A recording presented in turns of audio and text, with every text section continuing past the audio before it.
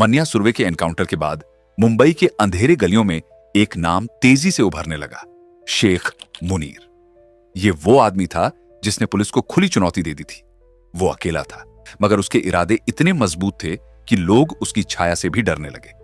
शेख मुनीर धारावी की तंग गलियों का बेताज बादशाह था। वो इलाका मुंबई का स्लम एरिया था, जहां ऊंची इमारतों की जगह टिन की छतों वाले छोटे छोटे घर थे। यहां हर गली में कोई न कोई गैरकानूनी धंधा चलता था, मगर सबसे ज्यादा चर्चित था चमड़े का कारोबार। शहर भर से जानवरों की खालें यहां लाई जाती थीं, साफ की जाती थीं, फिर उन पर रंग चढ़ाकर जैकेट, जूते, बेल्ट और पर्स बनाए जाते थे। रंगाई और डाइज का काम भी बड़े लेवल पर चलता था, लेकिन इन धंधों के पीछे असली ताकत किसी और की थी, शेख मुनीर। उसका नाम ही काफी था लोगों की रूह कंपाने के लिए। लड़ाई झगड़े में उसे किसी हथियार की जरूरत नहीं पड़ती थी। चाकू, तलवार, गंडासे, सब पर उसकी जबरदस्त पकड़ थी, और अगर हाथ में कुछ नहीं होता तो अपने ही दांतों से दुश्मन पर हमला कर देता। एक बार का किस्सा है, धारावी के एक लोकल गुंडे ने गलती से शेख मुनीर से पंगा ले लिया। मुनीर ने उसे घेर लिया और बोला, गलत गली में आ गया है तू, जान बचानी है तो निकल जा, वरना खुदा भी तेरा कुछ नहीं कर पाएगा। मगर सामने वाले को लगा कि वो भी किसी से कम नहीं। उसने जवाब दिया, धारावी में एक ही शेर रहेगा और वो मैं हूं, बस। फिर क्या था, अगले ही पल शेख मुनीर ने बिना कोई हथियार निकाले बस अपने हाथों से उसे ऐसा मारा कि पूरी गली में चर्चा फैल गई। मुनीर से टकराने का मतलब मौत को दावत देना है। दूसरी तरफ मुंबई के एक और कोने में एक नाम था जो पहले ही मशहूर हो चुका था, मन्या सुरवे। दादर के बाजार इलाके में उसका राज चलता था। धारावी से करीब 35 किलोमीटर दूर था मन्या का इलाका, मगर दोनों के नामों की गूंज पूरे शहर में थी। जहां मन्या सुरवे अपने दिमाग और प्लानिंग से चलता था, वहीं शेख मुनीर की पहचान उसकी क्रूरता से थी। पुलिस भी उससे बचकर रहती थी। उसके ऊपर कई केस थे, मगर वो हमेशा बच निकलता। मुनीर को पकड़ना आसान नहीं। उसकी नजर जहां पड़ी वहां सिर्फ तबाही हुई। ये बात पुलिस महकमे में आम हो चुकी थी। मुंबई के इन दो सबसे बड़े नामों की कहानियां अलग थीं, मगर शहर की गलियों में इनका डर एक जैसा था। एक की बादशाहत बाजार में थी तो दूसरे का राज धारावी में। और जब तक ये दोनों जिंदा थे, मुंबई के अंडरवर्ल्ड की रातें कभी खामोश नहीं हो सकती थीं। मुंबई की गलियों में एक नाम बरसों से गूंज रहा था, वरदा राजन। माटुंगा, वडाला, दादर, एंटॉप हिल, सेवरी और धारावी जैसे इलाकों में उसकी तूती बोलती थी।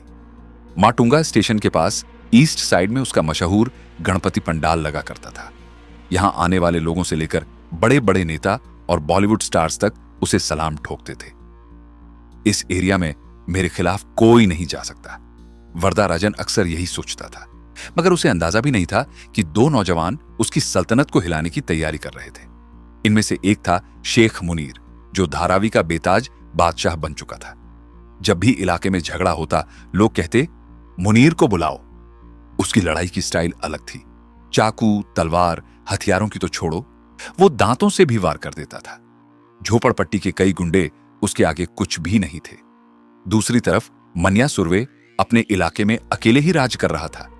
वो भी किसी से भिड़ने से पीछे नहीं हटता था। इन दोनों की पहली मुलाकात 1987 से 1978 के आसपास आर्थर रोड जेल में हुई थी। बताया जाता है कि जेल में वरदा राजन के लोगों ने ही इन दोनों को आमने सामने कराया था। लेकिन किस्मत का खेल देखो, जो लोग उन्हें वरदा का साथी बनाना चाहते थे, वही लोग अनजाने में उसके सबसे बड़े दुश्मनों को जोड़ रहे थे। जेल से बाहर आते ही मन्या और मुनीर ने ऐसा खेल खेला कि वरदा राजन के धंधे पर सीधा असर पड़ने लगा। अगर ये दोनों यूं ही बढ़ते रहे तो मेरा नाम खत्म हो जाएगा। वरदा अब सोच में पड़ चुका था। उसके पास पैसा था, पावर थी, बड़े बड़े लीडरों से उसका कनेक्शन था। कांग्रेस, शिवसेना, यहां तक कि मुख्यमंत्री तक से उसकी पहचान थी। बॉलीवुड के कई एक्टर्स तक उसे इज्जत देते थे। लेकिन अब उसकी सल्तनत हिल रही थी। मन्या और मुनीर को पैसे की उतनी भूख नहीं थी जितनी पावर की चाहत थी। दोनों सिर्फ नाम कमाने निकले थे और उनके हर एक्शन से वरदा राजन की नींद उड़ रही थी। उसे अब लगने लगा था, अगर इन दोनों को रोका नहीं गया तो मेरा रुतबा सिर्फ नाम बनकर रह जाएगा। वरदा राजन सिर्फ ताकत से नहीं बल्कि दिमाग से भी खेलता था। उसकी प्लानिंग इतनी शातिर होती कि दुश्मन को तब तक पता ही नहीं चलता जब तक वह पूरी तरह बर्बाद न हो जाए। लड़ाई झगड़ों में उसका हाथ साफ था, मगर असली ताकत उसकी सोच में थी। सीधा हमला करने से नाम खराब होता है, खेल तो दिमाग से खेलना चाहिए, वर्दा अक्सर यही कहता था। उस दौर में रणबीर लेखा मुंबई पुलिस के सबसे खतरनाक और दमदार अफसरों में से एक माने जाते थे। माटुंगा में सीनियर इंस्पेक्टर रहते हुए उन्होंने कई बड़े केस सुलझाए थे। इससे पहले वो डोंगरी में तैनात थे, जहां दाऊद और पठान गैंग की दुश्मनी अपने चरम पर थी। आलमजेब, अमीरजादा, समद खान, ये सब उस वक्त मुंबई के सबसे बड़े नाम थे। मगर रणबीर लेखा ने अपनी चालाकी से दोनों गैंग को आपस में भिड़वाकर धीरे धीरे उनका सफाया कर दिया था। अगर लड़ाई खत्म करनी हो तो दुश्मनों को एक दूसरे का दुश्मन बना दो, यही उसकी स्टाइल थी। अब जब रणबीर लेखा ने माटुंगा संभाला तो पूरा इलाका उसके कंट्रोल में आ गया। एंटॉप हिल, सायन, धारावी सब उसी के अंडर में थे। इन इलाकों के गैरकानूनी धंधों से आने वाला पैसा एक ही पुलिस स्टेशन तक पहुंचता था। बाद में इन जगहों पर अलग अलग पुलिस स्टेशन बना दिए गए, क्योंकि वहां की आबादी लाखों में थी और सरकार को पुलिस करप्शन और गुंडागर्दी रोकने के लिए कुछ ठोस कदम उठाने पड़े। इसी बीच दादर में मन्या सुर्वे का नाम इतना बड़ा हो गया था कि लोग अब खुलेआम उसे गॉडफादर कहने लगे थे। उधर धारावी में शेख मुनीर को मन्या का सपोर्ट मिल चुका था, जिससे वह भी पूरी तरह बेकाबू हो गया। वर्दा राजन जानता था कि मन्या से उसे सीधा खतरा नहीं है, क्योंकि वह प्लानिंग से चलता था, मगर शेख मुनीर पूरी तरह पागल हो चुका था। कहा जाता है कि शेख मुनीर सिर्फ पैसे और पावर का भूखा नहीं था, उसकी हरकतें अब हदें पार कर चुकी थीं। मारकाट, जबरन वसूली, औरतों पर जुल्म, उसका खौफ इतना था कि कोई उसके खिलाफ गवाही देने की हिम्मत तक नहीं करता था। वर्दा राजन समझ गया था कि अगर उसने मुनीर और मन्या को खुद खत्म करने की कोशिश की तो उसकी छवि खराब हो जाएगी और पुलिस उसके पीछे पड़ जाएगी। इसलिए उसने दिमाग से खेला। 1981 में रणबीर लेखा को प्रमोशन मिला और वह एसीपी बन गए। वर्दा राजन की पहले से ही कई बड़े पुलिस अफसरों से सेटिंग थी, खासकर उन 3 स्टार अफसरों से जो उसके धंधों की खबर रखते थे मगर चुप रहते थे। अब वक्त था मन्या और मुनीर के खिलाफ सबसे बड़ा दांव खेलने का। अगर ये दोनों जिंदा रहे तो मेरी सल्तनत खत्म हो जाएगी। वर्दा ने अपनी चाल चल दी और खेल शुरू हो गया। पुलिस की नजरों से बचने के लिए शेख मुनीर ने दादर छोड़ दिया और एंटॉप हिल के पास सेंट्रल गवर्नमेंट कॉलोनी में एक किराए का घर ले लिया। उस घर में उसके साथ कई और लोग भी रहते थे, ऐसे लोग जिनका पुलिस रिकॉर्ड एकदम साफ था। किसी पर कोई केस नहीं था, ना ही कोई पुरानी दुश्मनी, इसलिए पुलिस की नजरें उन पर नहीं थीं। मगर शेख मुनीर की फितरत किसी से छुपी नहीं थी। वह अब भी पुलिस वालों के लिए सिरदर्द बना हुआ था। कहा जाता है कि एक बार धारावी पुलिस स्टेशन में जब उसे मारपीट के केस में गिरफ्तार किया गया तो उसने पूछताछ के दौरान एक हवलदार के हाथ को इतनी जोर से काट लिया कि उसे सीधा अस्पताल में भर्ती कराना पड़ा। अबे, ये इंसान है या जानवर? हवलदार दर्द से चिल्ला उठा था। हालात इतने बेकाबू हो गए कि अफसरों को उसे काबू करने के लिए प्लायर, जोर मंगवाना पड़ा। उसी प्लायर से इंस्पेक्टर ने मुनीर के 4-5 दांत उखाड़ दिए। इसके बाद भी शेख मुनीर का खौफ कम नहीं हुआ। वह खुलेआम पुलिस वालों को गालियां देता और उनकी बेइज्जती करता था। उसकी आतंक की छवि इतनी मजबूत हो चुकी थी कि जब भी कोई पुलिस अफसर यह सुनता कि मुनीर इलाके में मौजूद है तो हवलदार तक उसे पकड़ने से कतराते थे। मगर हर बार जब वह मुसीबत में फंसता तो मन्या सुर्वे उसे बचाने के लिए आगे आ जाता। अब वर्दा राजन समझ चुका था कि शेख मुनीर का असली सहारा कौन है। अगर उसे अपना दबदबा बचाना था तो पहले मन्या को रास्ते से हटाना जरूरी था। वर्दा ने फैसला किया कि वह जल्दबाजी में कोई कदम नहीं उठाएगा, बल्कि धीरे धीरे चाल चलेगा। रणबीर लेखा की मदद से वर्दा राजन ने मन्या को फंसाने की प्लानिंग शुरू कर दी। 6 महीने तक वर्दा मन्या के करीब बना रहा, उसकी चापलूसी करता रहा। वह अक्सर उससे मिलने जाता, दोस्ती की बातें करता और यहां तक कि मिलकर काम करने का प्रस्ताव भी रख दिया। देख बेटा, तूने जो करना है कर, मगर हमारे बीच कोई खींचतान नहीं होनी चाहिए। एरिया बांट लेते हैं, तू अपने धंधे कर, मैं अपने, मगर मेरे किसी आदमी या काम पर असर नहीं पड़ना चाहिए। जो चाहिए बोल, मैं तेरा साथ दूंगा। वर्दा की बातों में ऐसा विश्वास था कि मन्या उसकी बातों में आ गया। उसे लगा कि अगर वरदा राजन जैसा बड़ा आदमी साथ दे तो पुलिस की टेंशन कम हो जाएगी। उसने वरदा की सारी बातें मान ली, मगर उसे अंदाजा नहीं था कि यह उसकी सबसे बड़ी गलती साबित होने वाली थी। वरदा राजन ने धीरे धीरे मन्या सुर्वे को पूरी तरह भरोसे में ले लिया था। उसने न सिर्फ पैसों से मदद करनी शुरू की, बल्कि जब भी मन्या को कहीं जाना होता तो अपनी गाड़ी तक दे देता। यह सब एक बड़े जाल का हिस्सा था और मन्या बिल्कुल भी नहीं समझ पाया कि वह फंस चुका है।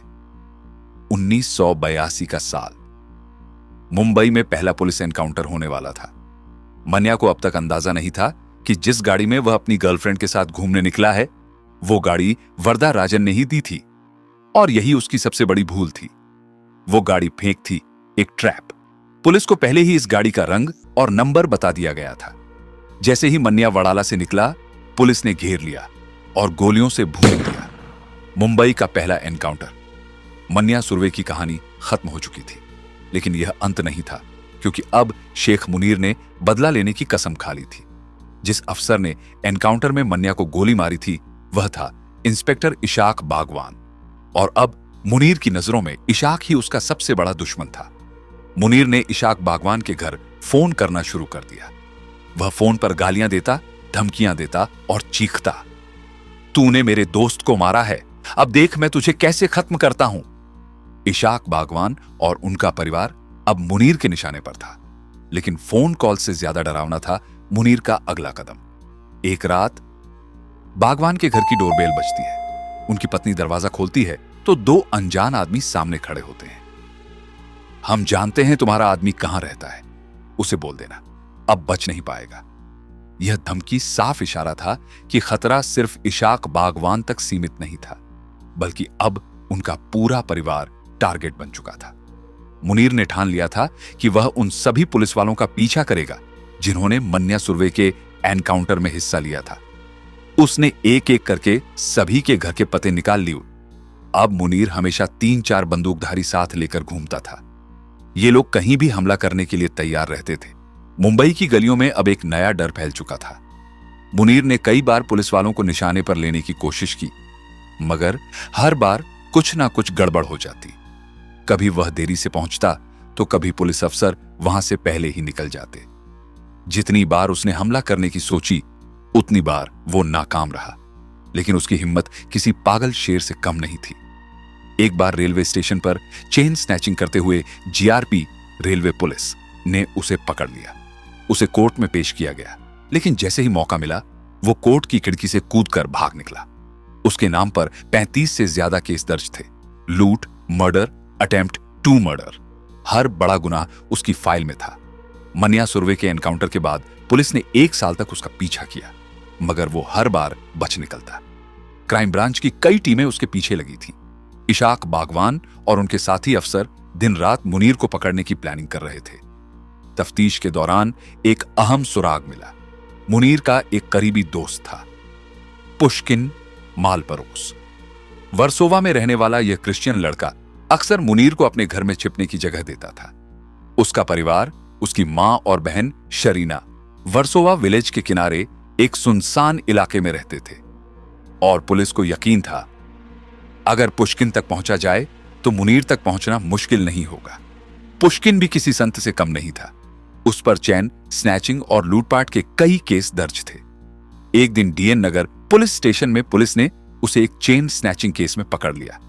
अब पुष्किन अंदर था, लेकिन उसकी जमानत के लिए घर वालों के पास पैसे नहीं थे। यही मौका था इशाक बागवान और उनकी टीम के लिए। उन्होंने पुष्किन की बहन शरीना से बात की। अगर तुम चाहो तो तुम्हारा भाई बाहर आ सकता है। शरीना ने चौंक कर पूछा, कैसे? तुम्हें बस हमारी मदद करनी होगी और हम तुम्हारे भाई की जमानत करा देंगे। शरीना ने पहले मना कर दिया, लेकिन अपने भाई की रिहाई के लिए आखिरकार तैयार हो गई। ठीक है, मैं कोशिश करूंगी उसे मनाने की। इशाक बागवान और उनकी टीम ने पुष्किन की जमानत के सारे पैसे भरे और उसे बाहर निकाल लिया। लेकिन असली खेल अब शुरू होने वाला था। पुलिस ने पुष्किन को साफ साफ समझा दिया था, जब भी मुनीर से बात हो और वो मिलने को बोले, हमें तुरंत खबर देना। कुछ दिनों बाद वो मौका आ ही गया।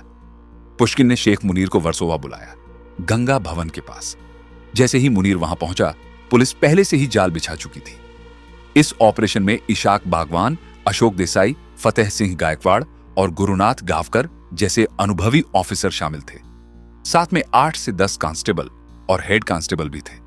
लेकिन खास बात यह थी कि गुरुनाथ गावकर को इस ऑपरेशन की असली सच्चाई नहीं पता थी।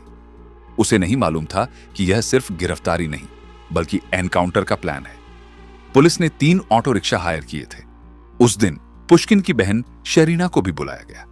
वो बुरखे में थी ताकि कोई उसे पहचान न सके, लेकिन उसकी मौजूदगी बेहद जरूरी थी। तुम्हें बस मुनीर को पहचानना है, पुलिस ने उससे कहा। तीनों ऑटो धीमी रफ्तार से गंगा भवन के बाहर पहुंचे। एक ऑटो में शरीना बैठी थी। यारी रोड पर पहुंचकर उसने इशारा किया, यही है शेख मुनीर। मुनीर बिल्कुल निश्चिंत अपने दोस्त का इंतजार कर रहा था, लेकिन अगले ही पल हालात तेजी से बदलने वाले थे। जैसे ही पुलिस मुनीर की तरफ बढ़ने लगी, गुरुनाथ गावकर को शक हो गया। उसे अंदेशा हुआ कि यह सिर्फ गिरफ्तारी नहीं, मामला कुछ और है। ऑटो रोको! गावकर अचानक चिल्लाए। ऑटो रुक गया। वो गाड़ी से बाहर निकले और बाकी अफसरों की तरफ देखा। अगर यह एनकाउंटर है तो मैं इसमें शामिल नहीं होने वाला, उन्होंने सख्त लहजे में कहा। पुलिस वाले सन्न रह गए। गावकर ने एक नजर टीम पर डाली, फिर चुपचाप अपनी कार की तरफ बढ़े। मैं किसी को मारने नहीं आया, कहकर वो 7 बंगला की तरफ खड़ी अपनी गाड़ी में बैठे और वहां से निकल गए। गुरुनाथ गावकर ऐसे पुलिस ऑफिसर थे जो कभी किसी की जान लेने में यकीन नहीं रखते थे। आज वो इस दुनिया में नहीं है। कहते हैं किसी गहरी निजी परेशानी की वजह से उन्होंने खुद को गोली मार ली थी। पर वो दिन जब पुलिस ने शेख मुनीर को चारों तरफ से घेर लिया था, तब हालात बिल्कुल अलग थे। मुनीर ने जैसे ही माहौल भांपा, उसके हाथ धीरे धीरे कमर की तरफ बढ़ने लगे। हथियार डाल दो मुनीर। लेकिन शेख मुनीर वही था जो डरना नहीं जानता था। उसने झटपट बंदूक निकालनी चाहिए, मगर इससे पहले कि वो ट्रिगर दबाता, एक के बाद एक गोलियां उसके जिस्म को चीरती चली गईं। कुछ ही सेकंड में वो वहीं ढेर हो चुका था। 8 साल तक मुंबई की गलियों में उसका खौफ था। चोरी, लूट, मर्डर, अटेम्प्ट टू मर्डर। वो जब भी पकड़ा जाता, किसी न किसी तरह फिर से बाहर आ जाता। लेकिन जैसे ही उसने पुलिस को ही दुश्मन बना लिया, बस उसकी उलटी गिनती शुरू हो गई थी। मन्या सुर्वे की मौत का बदला लेना उसके लिए सबसे बड़ी गलती साबित हुई। 1 साल के भीतर ही वो भी एनकाउंटर का शिकार बन गया और आखिरकार एक और गैंगस्टर की कहानी खत्म हो गई। तो दोस्तों, ये थी मन्या सुर्वे के खास दोस्त शेख मुनीर की कहानी। एक ऐसा गैंगस्टर जो पुलिस को चुनौती देने की कीमत अपनी जान देकर चुकाता है। अगर आपको यह कहानी दिलचस्प लगी हो तो वीडियो को लाइक जरूर करें। क्या आप ऐसे और किस्से सुनना चाहते हैं तो कमेंट में जरूर बताएं, और ऐसी ही रियल लाइफ क्राइम स्टोरीज के लिए चैनल को सब्सक्राइब करें और बेल आइकन दबाना न भूलें, ताकि जब भी हम कोई नई स्टोरी लाएं आपको सबसे पहले नोटिफिकेशन मिले। अब मिलते हैं अगले वीडियो में। तब तक के लिए सुरक्षित रहें, सतर्क रहें। जय हिंद।